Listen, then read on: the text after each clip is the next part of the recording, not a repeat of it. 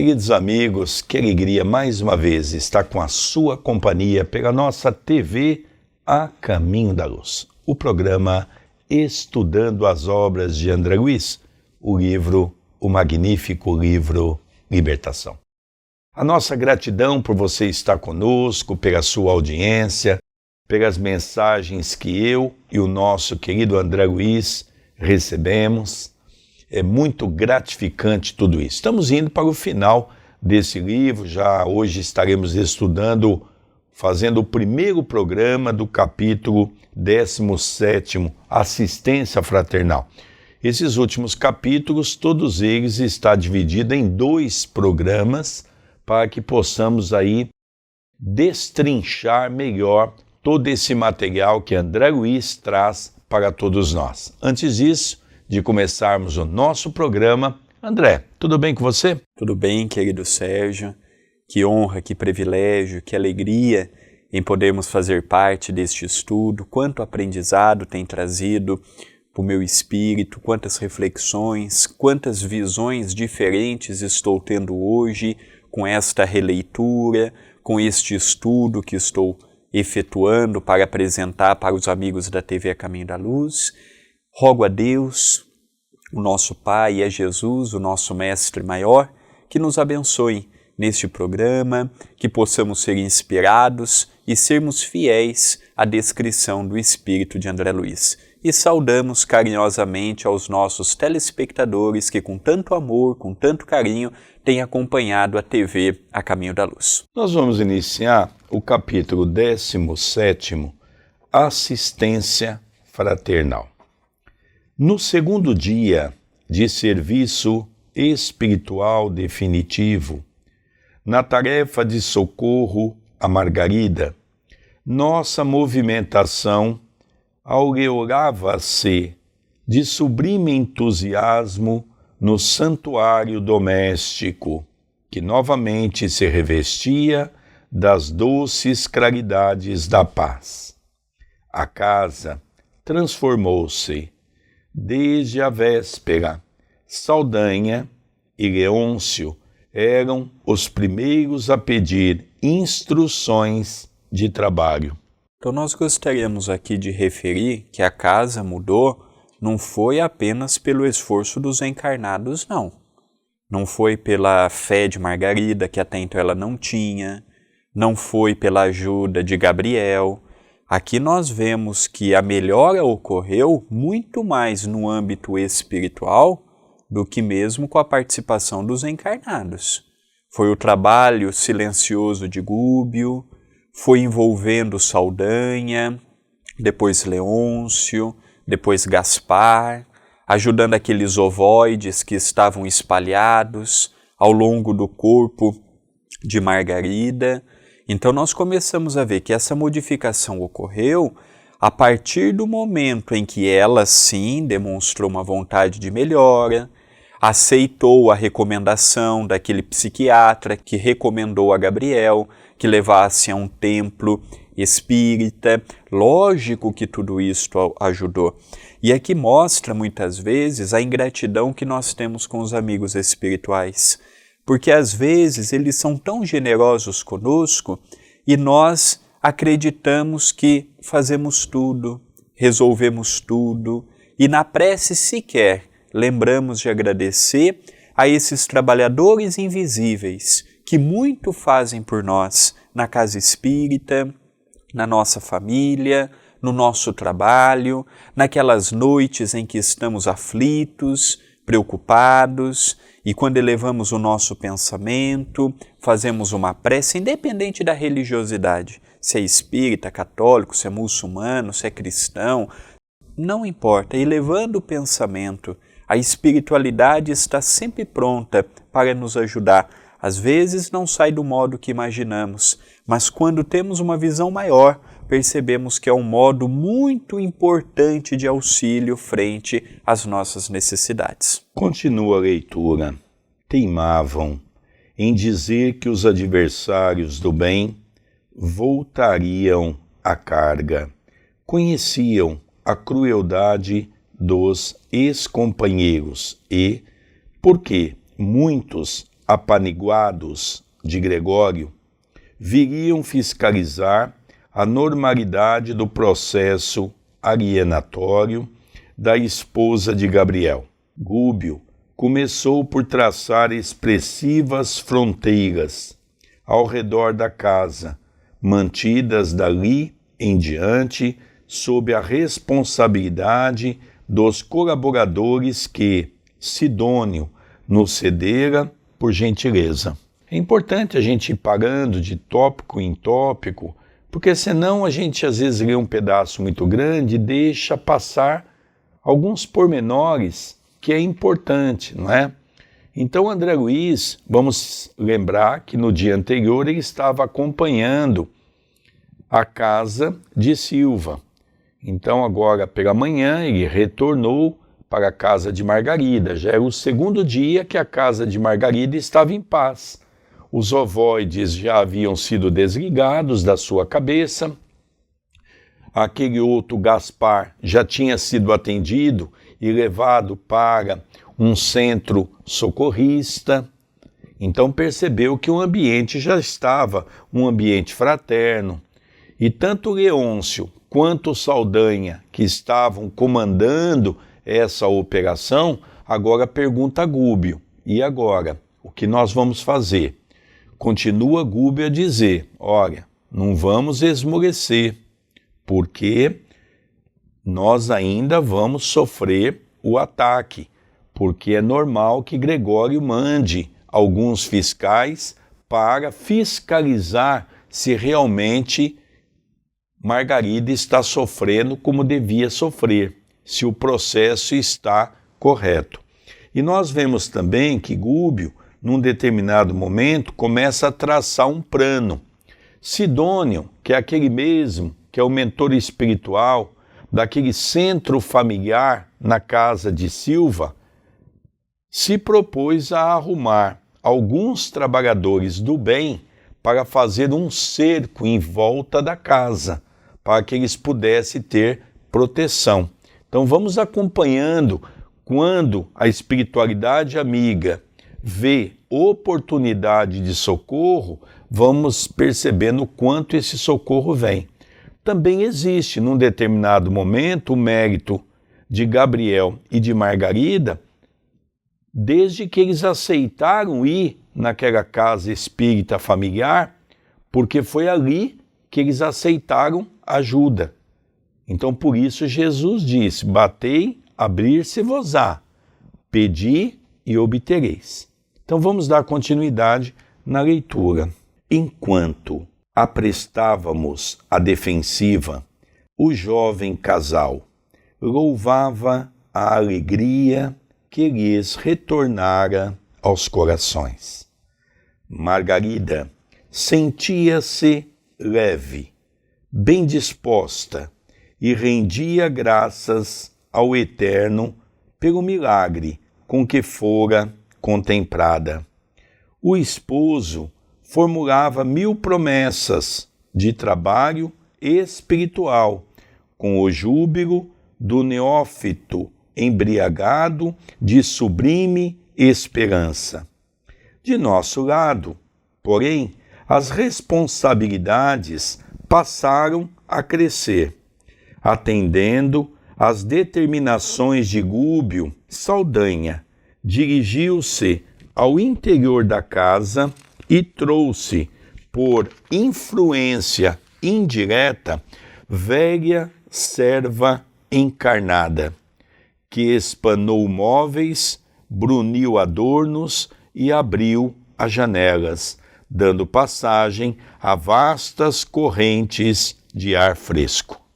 O prédio, como que se reconciliava com a harmonia. As medidas referentes à limpeza prosseguiam adiantadas, quando vozes ásperas se fizeram ouvir partidas da via pública. Elementos da falange gregoriana gritavam por Saldanha, que compareceu junto de nós, desapontado e algo aflito. Nosso instrutor, paternalmente, lhe recomendou: vai, meu amigo, e mostra-lhes o novo rumo. Tem coragem e resiste ao venenoso fluido da cólera. Usa a serenidade e a delicadeza. Nós percebemos que o que Saldanha estava por passar é algo natural em todos que recebem uma missão e não a cumpre na sua integridade e, além de tudo, conhece também o bem. Saldanha, quando foi ajudado, o seu filho Jorge, a sua nora, a sua neta e a sua esposa, alguns personagens encarnados e alguns personagens desencarnados, ele percebeu que aquilo que nutria contra o pai de Margarida perdeu o sentido, porque ele passou a ver também que o seu filho, aos olhos da justiça, foi injustiçado, mas aos olhos da justiça divina, ele estava tendo uma bendita oportunidade de ressarcimento. E ele modificou, porque ele não era aquela pessoa que comprazia com o mal. Ele estava, sim, revoltado, amargurado, estudou muito no plano espiritual para desenvolver aquela atividade frente ao caso de Margarida. Mas agora que ele estava em paz consigo, ele conseguia nutrir outros sonhos e outras ambições, e ele sabia que mais cedo ou mais tarde esses grupos vinculados a Gregório viriam em sua direção, reclamando a ele do trabalho em execução.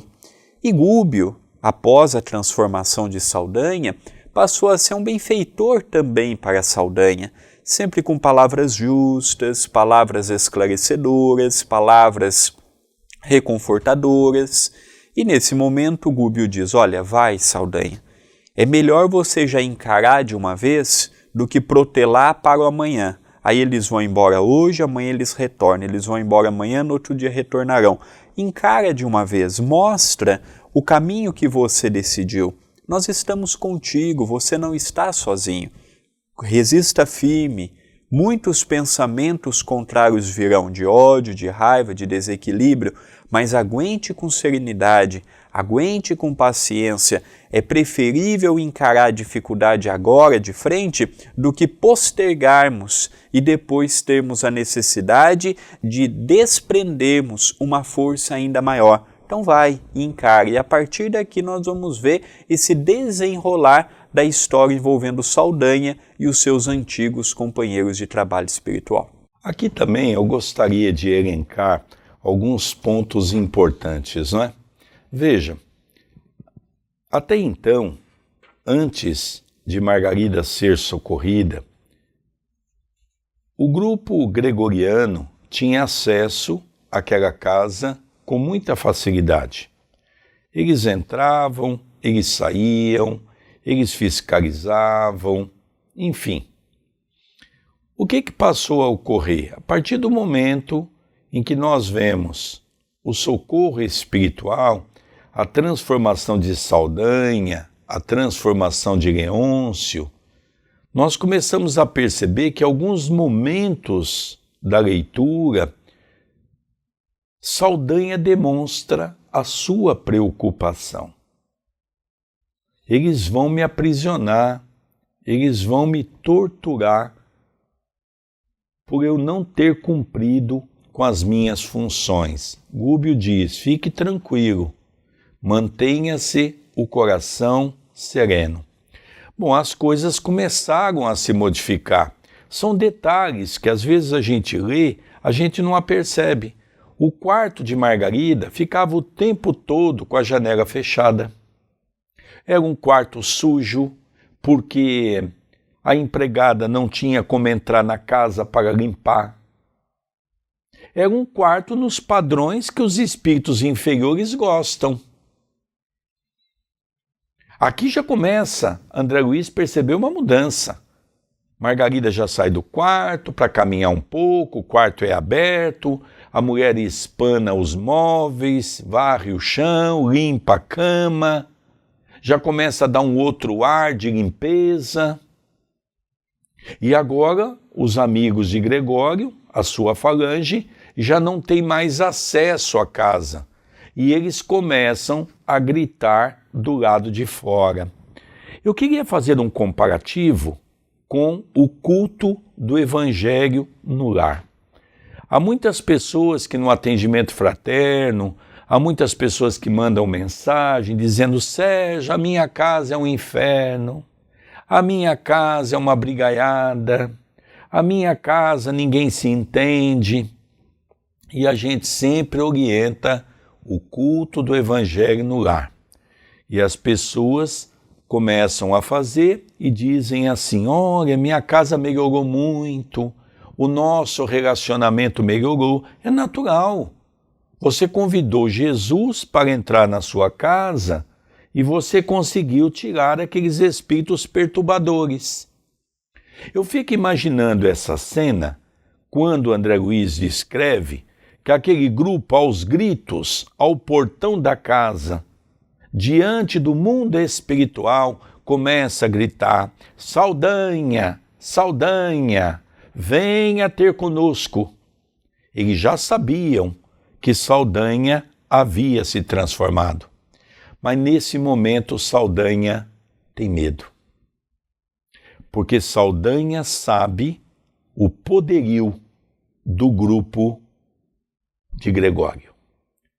Ele se titubeia, olha para Gúbio, tipo assim: o que eu vou fazer agora?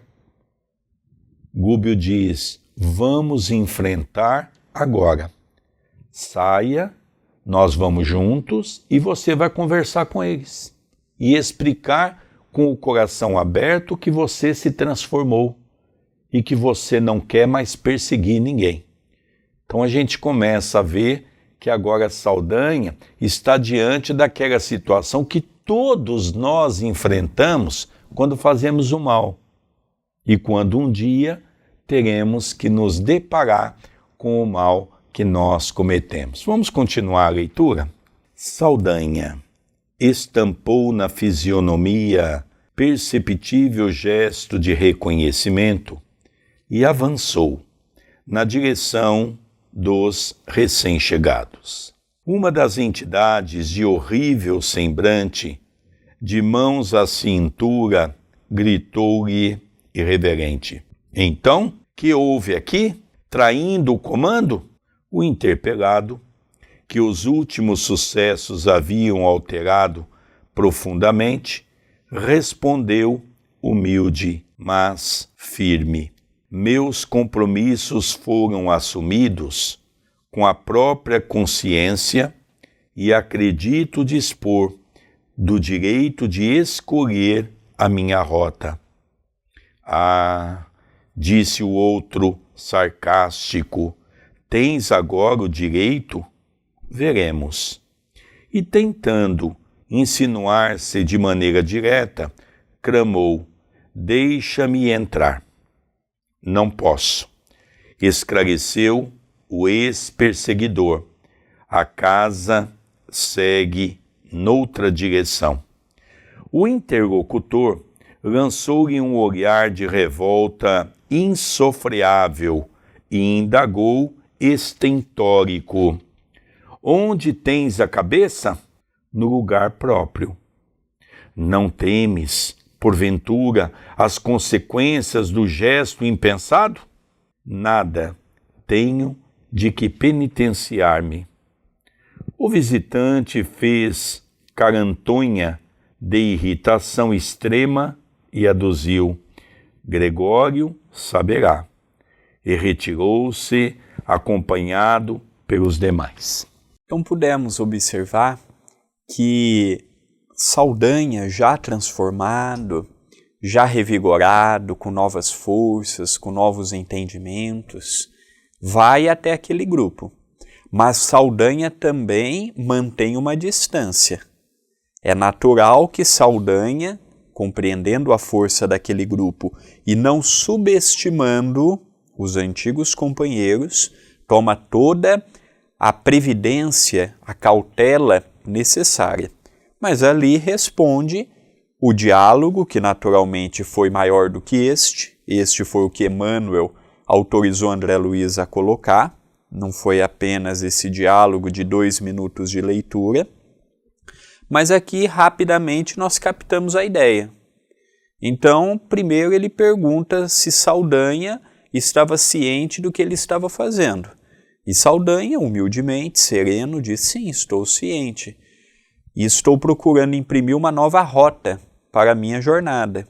E aí o espírito começa a amedrontá-lo com aquelas palavras, com aquelas facetas perespirituais, para dissuadi-lo, o antigo companheiro, daquele novo caminho. Mas Saldanha continuou firme, Saldanha continuou sereno, Saldanha não entrou naquele jogo vibratório. Quando o espírito pediu se poderia entrar, Saldanha, muito firme, disse que não, que aquela casa estava numa nova rota, estava sob uma nova direção e que ali não haveria a oportunidade naquele momento dele entrar. E no final do diálogo, o espírito amigo, esse espírito que estava amedrontando o Saldanha, diz: então nós vamos retornar para a cidade estranha e nós vamos contar para Gregório o que se passa, para vermos quais serão as consequências daqui em diante, já que não podemos contar com você e com os espíritos que estão aí dentro. André, é engraçado, eu queria mencionar uma frase que me chamou muito a atenção sobre essa condição que você acabou de comentar, quando ele diz uma coisa muito interessante. Gregório diz a ele: vai, meu amigo, é hora de enfrentar esse momento e mostra-lhes o novo rumo, é hora de você falar a verdade. Mas aqui, André, tem uma frase muito interessante: tem coragem e resiste ao veneno fruído da cólera, usa a serenidade e a delicadeza. Muitos podem se perguntar: mas o mal vence em todos os momentos? Não. Foi essa a advertência que Gúbio fez a Saldanha. Se você entrar na provocação deles, se você entrar na faixa deles, você vai ser arrastado junto deles. Mantenha serenidade, mantenha tranquilidade, pensamento voltado para a prece, que ninguém vai mexer com você. Então nós precisamos entender esse capítulo, que ele é de suma importância para a nossa vida. Jesus legou uma ferramenta, uma arma poderosíssima, que é a prece com sinceridade, a prece espelhada na fé, a prece que sai do íntimo do nosso coração. Essa frase é de suma importância, porque se ele não tem essa orientação, que é o normal nosso, quando a gente às vezes bate um carro, quando a gente às vezes discute com alguém, nós não sabemos manter a serenidade, nós entramos na mesma faixa do outro, principalmente quando o outro nos agride. Porque nós ainda temos essa tendência. E quando nós entramos na faixa do outro, nós também passamos a perder a razão e ficamos à mercê dessas correntes de espíritos negativos. Então eu achei isso de uma maneira sublimada, que o Espiritismo sempre nos ensinou, mas que agora André Luiz vem nos dar um exemplo de uma situação. Vamos continuar a leitura. Transcorridos alguns instantes, outros elementos assomaram à entrada, assustadiços e insolentes, com a repetição dos mesmos quadros. Em breve, cenas diversas passaram a desdobrar-se. Gúbio colocou sinais luminosos nas janelas, indicando a nova posição daquele abrigo doméstico, opondo-se às manchas de sombra que provinham dali, e naturalmente atraídos por eles. espíritos sofredores e perseguidos, mas bem intencionados. Apareceram em grande número. A primeira entidade a aproximar-se foi uma senhora, que se ajoelhou à entrada, suplicando: benfeitores de cima, que vos congregastes nesta casa, em serviço de luz, livrai-me da aflição. Piedade, piedade. O nosso instrutor atendeu-a imediatamente, permitindo-lhe a passagem. E no pátio, ao lado, contou em pranto que se mantinha há muito tempo num edifício próximo, segregada por verdugos impassíveis que lhe exploravam antigas disposições mórbidas para o vício. Achava-se, porém, cansada do erro e suspirava por mudança benéfica. Penitenciava-se, pretendia outra vida, outro rumo, implorava asilo e socorro. Então a casa, conforme foi modificando gradativamente, os espíritos também foram percebendo que daquele reduto que antes era regido pela maldade e pela ignorância, passou gradativamente a ser regido pela luz, pelos ensinos de Jesus. E aí os espíritos também são atraídos. Não espíritos perversos, mas espíritos sofredores, porque eles buscam aquela luz encontrar o recolhimento, a paz, o entendimento. E eles sabem que quando tem esse tipo de luz, são espíritos amigos que estão ali em trabalho e podem ser ajudados, podem ser auxiliados, orientados e encaminhados.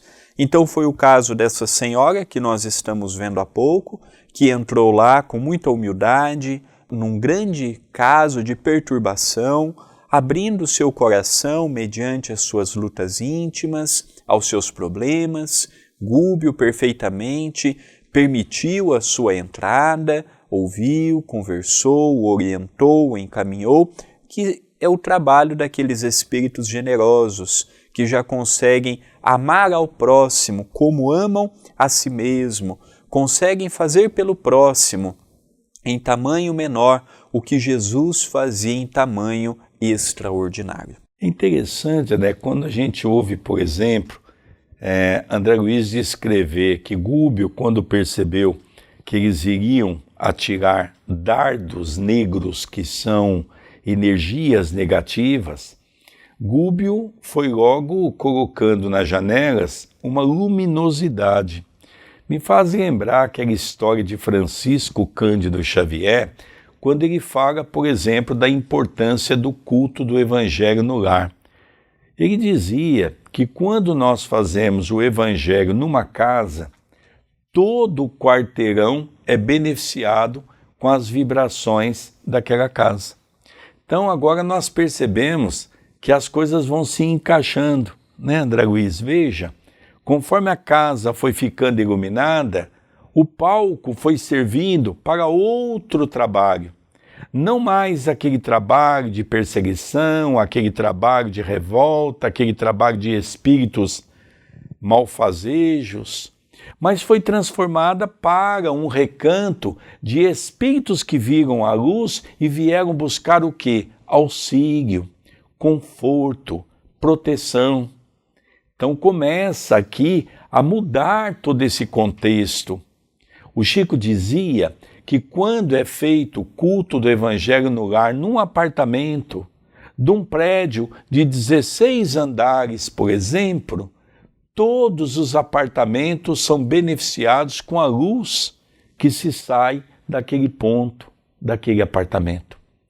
Talvez nós ainda não temos condições de compreender o que significa isso. Mas é importante nós começarmos a usar a nossa inteligência para permitir que essa luz entre dentro de nossa casa. Nós temos que parar de nos queixar, nós temos que parar de reclamar, nós temos que começar a fazer a nossa parte. Ah, mas ninguém vai querer fazer o culto do Evangelho comigo, faça sozinho. Num determinado momento, eles vão se aproximando. Vamos ver a continuidade da leitura.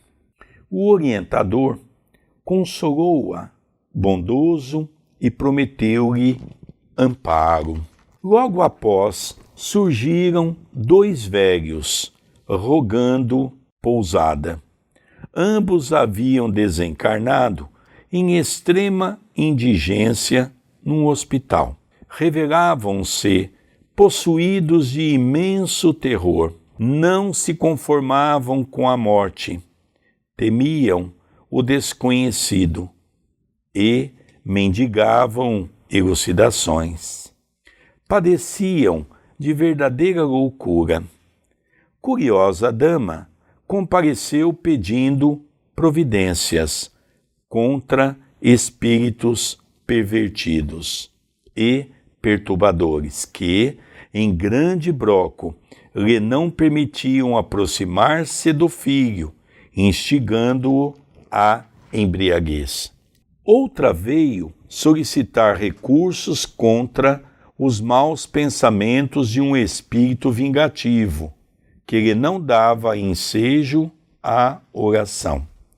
A corrente dos pedintes, contudo, não ficou aí. Tive a ideia de que a missão de Gúbio se convertera, de repente, numa avançada instituição de pronto socorro espiritual. Dezenas de criaturas desencarnadas, sob regime de prisão aos círculos inferiores, alinhavam-se agora ao lado da residência de Gabriel, sob a determinação de Gúbio, que dizia aguardar a noite para os serviços da prece em geral.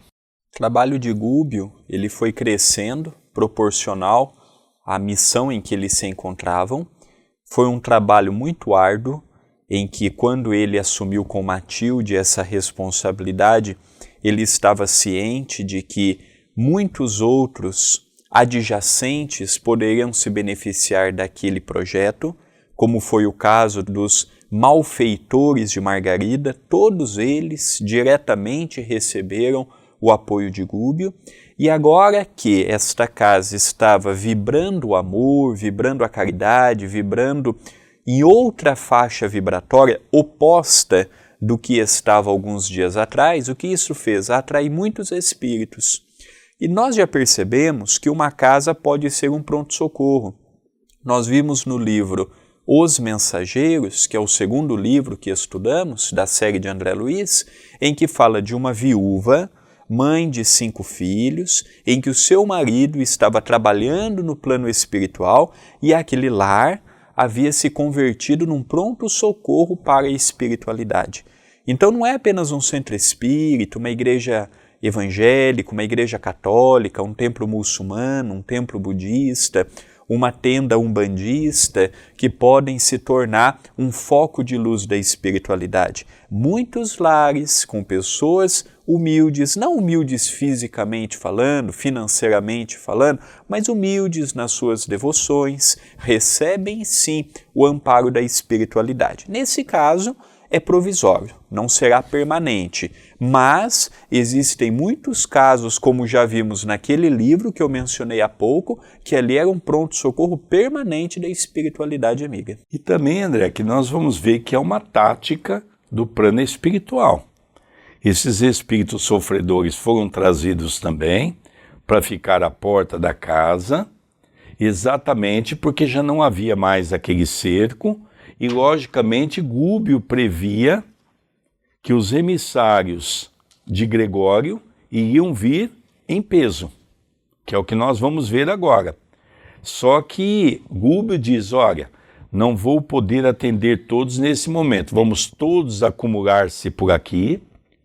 Quando nós tivermos a prece à noite, todos vocês vão ser auxiliados e todos vocês vão se beneficiar da prece e de nós, que são os espíritos que estão se propondo a fazer o bem.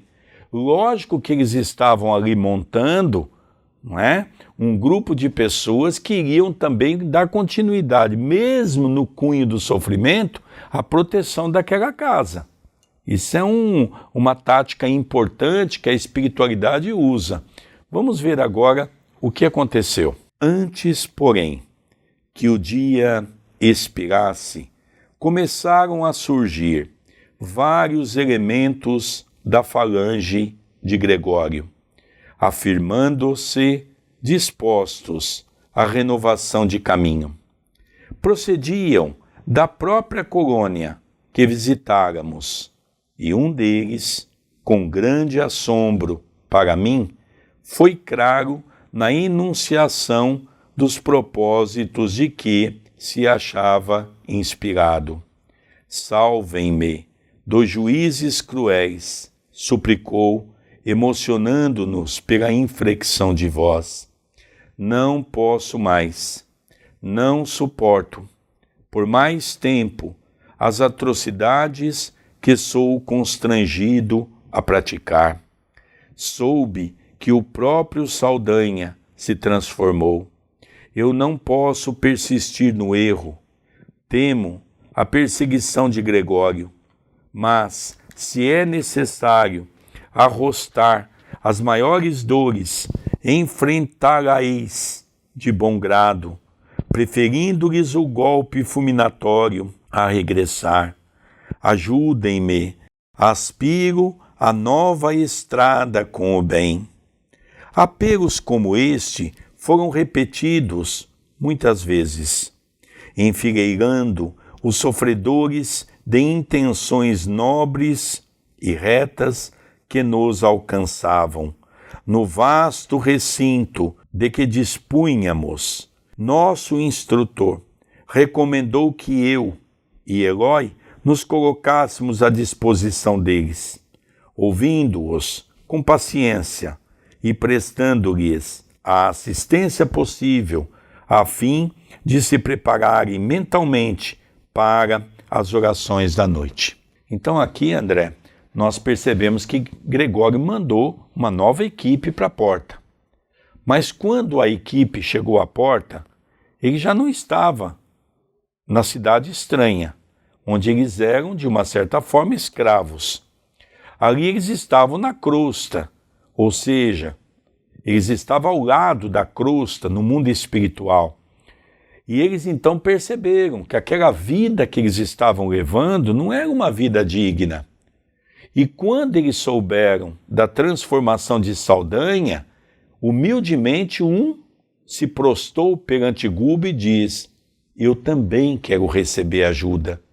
Eu não quero mais viver esse caminho de maldade. E junto dele, vários elementos daquela equipe também foi pedindo socorro, foi pedindo ajuda. Aqui talvez é o exemplo. Quantas pessoas hoje são respeitadas na sociedade porque tiveram uma vida indigna em algum momento e de repente se transformou numa pessoa boa, numa pessoa digna, deixando o seu passado criminoso para trás. E isso contagia, é exemplo para que outros possam também seguir esse caminho. Então nós começamos a ver aqui, né, Gúbio dizer para André Luiz e Eloy: olha, pega esse grupo, leva esse grupo ali, vá conversando com esse grupo, vai ouvindo eles, vai ajudando cada um deles dentro daquilo que é possível. Então ali agora já tem dois grupos praticamente. O grupo dos necessitados que foram atraídos pela luz e um grupo de Gregório que vieram com uma missão, mas já estão dispostos a também abandonar aquele caminho, seguindo o caminho de Saldanha. Isso é muito interessante. Vamos continuar a leitura? Confesso que me senti à vontade. Dividimos-nos, então, em dois setores distintos. Organizei os irmãos, que me cabia atender, em assembleia fraternal. Contudo, em vista de os necessitados continuarem chegando, de espaço a espaço, era imperioso abrir novos lugares no extenso grupo dos ouvintes. Muitas entidades em desequilíbrio, lá fora, reclamavam acesso, pronunciando rogativas comovedoras. Todavia, o nosso orientador aconselhara fosse a entrada privativa dos espíritos que se mostrassem conscientes das próprias necessidades. De há muito aprendera que uma dor maior sempre consola uma dor menor e limitava-me a pronunciar frases curtas para que os infelizes ali congregados encontrassem reconforto uns com os outros, sem necessidade de doutrinação de minha parte. Conduzindo-me desse modo, pedi a uma das irmãs presentes, em deploráveis condições perispiríticas, expor-nos, por gentileza, a experiência de que for objeto. A infortunada concentrou a atenção de todos em virtude das feridas extensas que mostrava no semblante, agora erguido. Ai de mim, começou penosamente, ai de mim, a quem a paixão cegou e venceu, transportando-me ao suicídio. Mãe de 2 filhos, não suportei a solidão que o mundo me impusera com a morte de meu marido tuberculoso. Cerrei os olhos ao campo de obrigações que me convidavam ao entendimento e sufoquei as reflexões ante o futuro que se avizinhava. Olvidei o lar, os filhos, os compromissos assumidos e precipitei-me no vale fundo de sofrimentos inenarráveis. Há 15 anos, precisamente, vagueio sem pouso, a feição da ave imprevidente que aniquilasse o ninho. Leviana que fui, quando me vi só e aparentemente desamparada, entreguei meus pobres filhos, aparentes caridosos, e sorvi, louca, o veneno que me desintegraria o corpo menosprezado. Supunha reencontrar o esposo querido ou chafurdar-me no abismo da inexistência. Todavia, nenhuma realização, nem outra, me surpreenderam o coração. Despertei, sob denso nevoeiro de lama e cinza, e debalde clamei socorro. A face dos padecimentos que me asfixiavam, coberta de chagas, qual se o tóxico letal me atingisse os mais finos tecidos da alma, gritei sem destino certo. A descrição de André Luiz nos aponta, neste momento, ao modo de trabalho que Gúbio confiou a ele e a Eloy. Então foram dividindo em grupos, conforme as suas necessidades. Ele não tinha tempo para ouvir pormenorizadamente cada drama que ali estava, porque eram muitas pessoas e eles eram poucos. Então não tinha como dar a devida atenção para todos. E aqui chamou a atenção a descrição narrada por esta pobre sofredora, em que ela contou, como ouvimos há pouco, a leitura do nosso querido Sérgio, que ela se suicidou, o seu marido desencarnou de tuberculose, ela legou os seus filhos para os parentes poderem cuidar, ela imaginou que o suicídio a colocaria junto de seu marido, e se porventura ela não o encontrasse, pelo menos não lidaria mais com o sofrimento da sua existência, e ela percebeu que o suicídio não livra ninguém das amarguras, pelo contrário, atenua o nosso problema, atenua e agrava as nossas aflições. Ela não encontrou marido, ela perdeu a oportunidade de estar junto dos filhos e somou para junto de si uma grande dívida moral que terá necessidade do ressarcimento conforme o órgão que ela dilapidou, conforme ela narrou pelo veneno, tendo a necessidade de reconstituir. Então ela falava com a amargura que ela passou, ela falava o que ela buscava, o refúgio, o subterfúgio que ela procurou através do suicídio. Então era esse tipo de espíritos que estavam sendo atraídos para essa comunidade em que estava temporariamente a casa de Margarida e a casa de Gabriel, sendo um pronto-socorro para esses espíritos infortunados. Veja, André, que coisa interessante, né? Até há 2 dias atrás, a casa era um verdadeiro abrigo de espíritos de má conduta. 2 dias depois, a casa foi aberta pelos espíritos, no sentido espiritual falando, para se tornar um pronto-socorro de espíritos sofredores. Uma coisa interessante, Gúbio diz, e André Luiz depois relata com muita propriedade, que entraram 2 grupos de espírito, para que fosse atendido um grupo por Herói e um grupo por André Luiz. Mas fora da casa havia uma multidão de espíritos que queriam também entrar para serem socorridos. Então veja, a tática que a espiritualidade usou para fazer com que aquela casa pudesse se tornar um pronto-socorro do amor.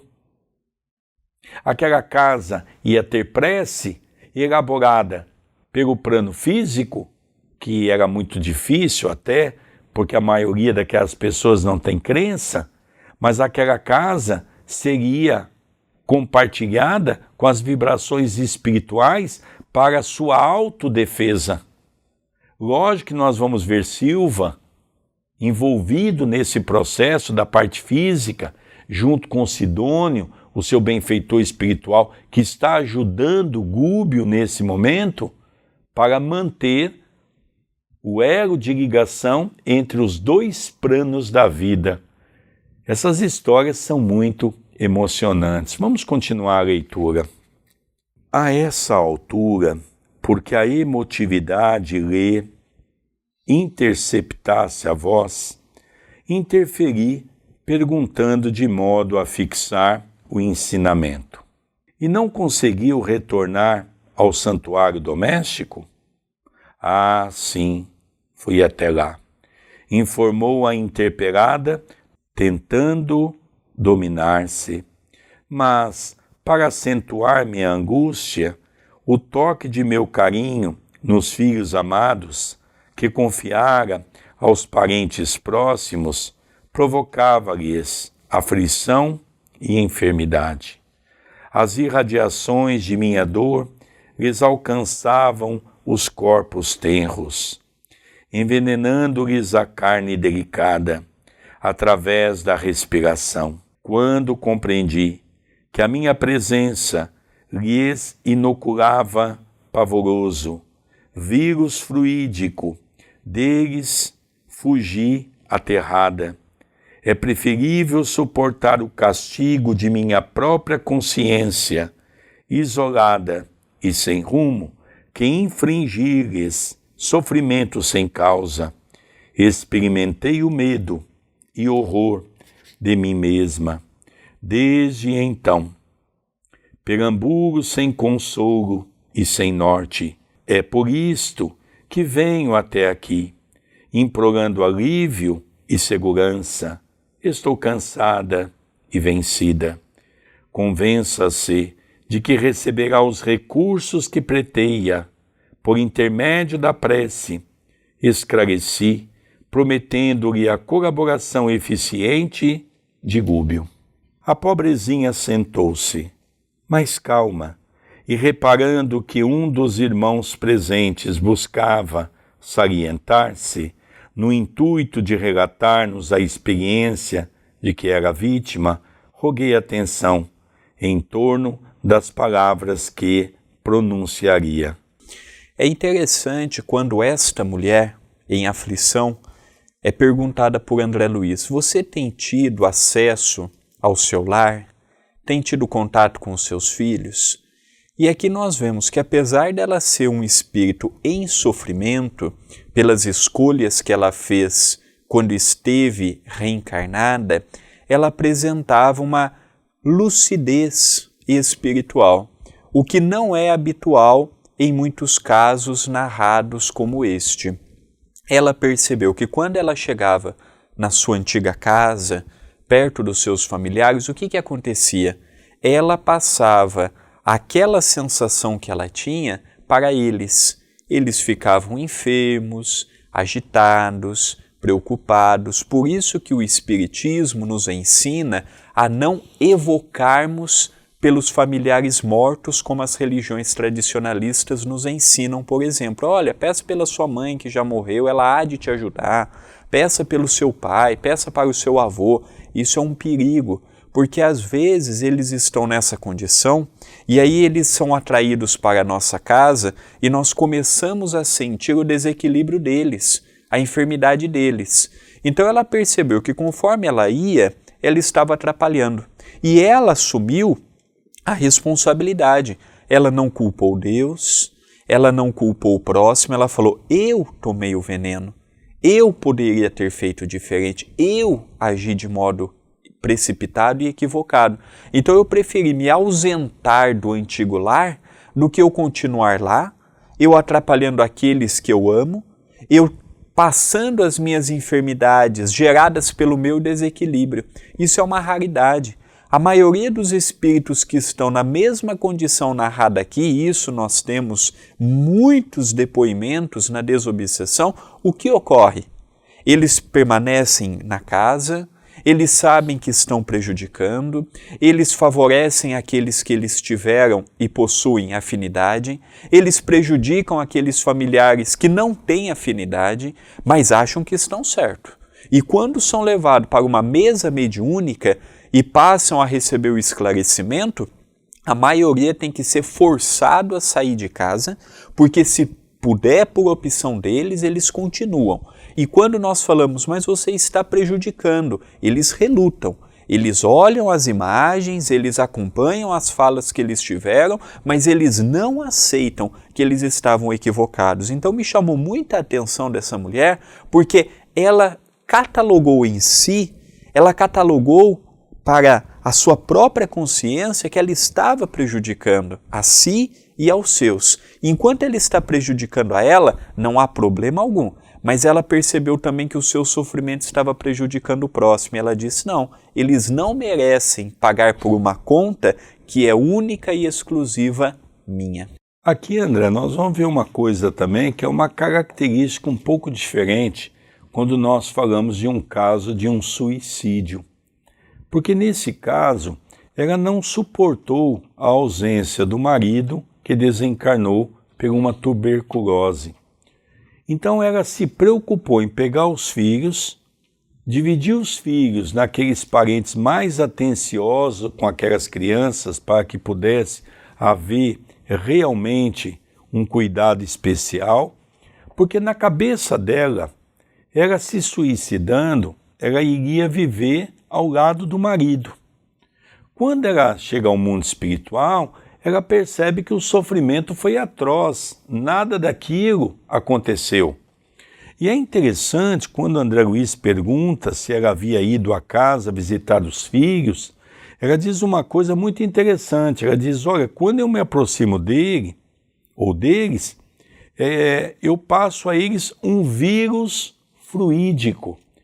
É uma pena que nós não tivemos a oportunidade, pela nossa ignorância, de receber maiores informações sobre esse tipo de vírus.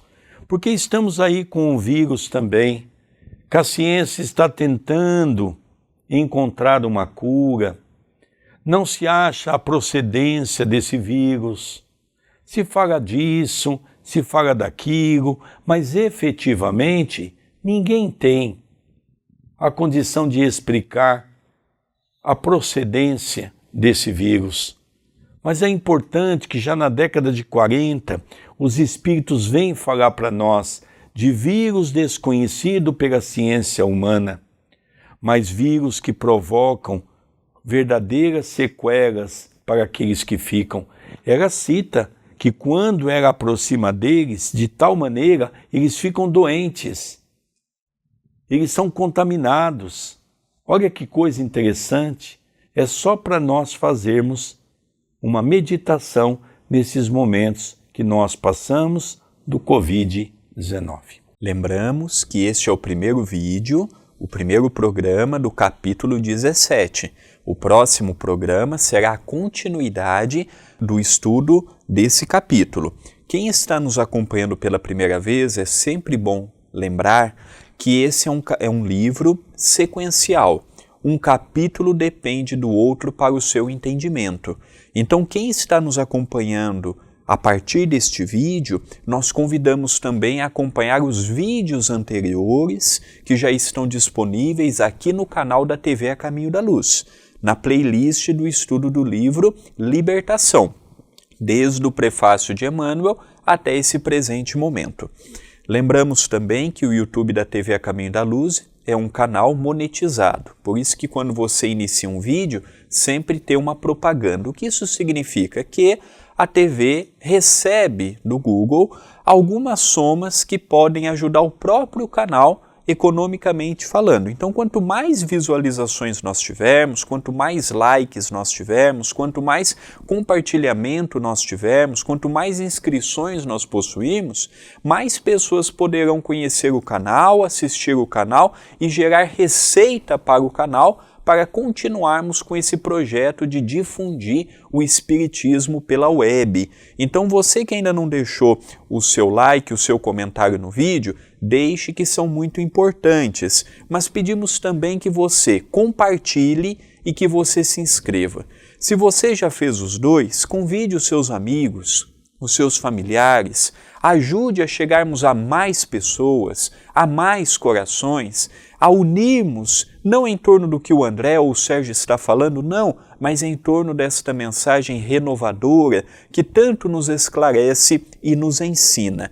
Quem quiser entrar em contato conosco pode ser pelo WhatsApp, o WhatsApp da TV é 997782794. Ali você pode mandar sua mensagem ou pode pedir para fazer parte da lista de transmissão, passando a receber 1, 2 mensagens por dia gratuitamente.